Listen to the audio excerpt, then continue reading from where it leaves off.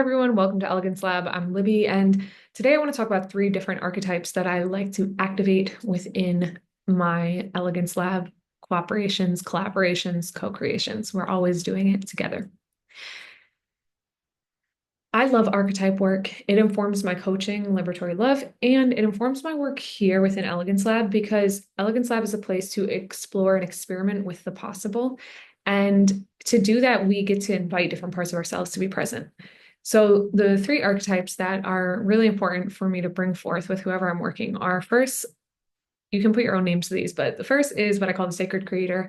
And this is the version of you as a creator who's actually offering the structure for the surprise, the spontaneity, the joy, the divine feminine to get to be birthed. The sacred creator knows the conditions that you need to be able to thrive. And it's really important for me to emphasize that every single person's sacred creator is distinct. I don't need the same conditions as someone else needs, and someone else doesn't need the same conditions that I need. I may need to walk every single day. For me, movement, energy, interaction, extroversion, like these things actually amplify my creative capacity. For someone else, those would be the exact things that actually separate them or disconnect them from their creative capacity. So the sacred creator is your own knowing about the structure that activates you. Then the Innovatrix or Creatrix or divine feminine essence, or you can put another word, but I personally love putting the little X at the end just because to me it feels a little more silly, a little bit more magical. This is a side of you that is here to surprise you. And that's really, when I talk about playing in the possible, that is what I'm here for with you. And that's why there's always an element of risk in every container that we open with Elegance Lab.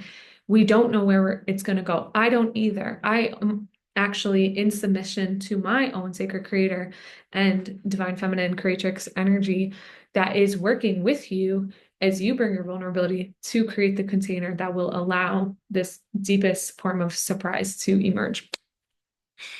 And the third piece is witness consciousness. And I want to bring a couple places this year that have supported me in developing this and then allow you again to put your own word to this. But one place is the work of Selfistry with Sarah Marshank. And this work is all about becoming the artist of yourself and seeing you as the artwork and the artist of your life. If you followed my work, Let the Artist Lead, there's a lot of alignment here. But Sarah's developed this absolutely beautiful framework. And one of the concepts is that we get to witness ourselves. There is a witness consciousness in us that can kind of pull ourselves out of what we're going through, look at all the different parts and pieces, pull from the divine essence that we are, and just be able to see. This lets us engage differently as humans because we're not so attached to everything we're doing out here in this 3D reality and can actually pull back and say, whoa, this being that I'm inside of, Libby, is acting in XYZ way without fully identifying with Libby, this being. Another place is with Kees in the work of Trusting Your Foundation. And he really works with the conscious, the subconscious, and the unconscious mind.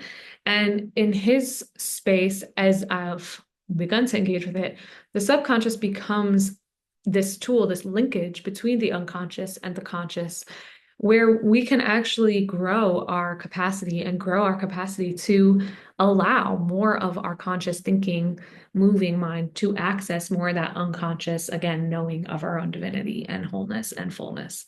So the witness consciousness, when it comes to us as creators, for me, the way that I invoke it here is the part of you that can allow your wholeness to be present. Witness consciousness in this work for me, because I'm a somatic person, usually looks like pause and presence and allowing the physical, emotional things to show up, whether it is tears, whether it's angst, whether it's anger, whether it's things from our personal lives that we feel are irrelevant but continue to show up.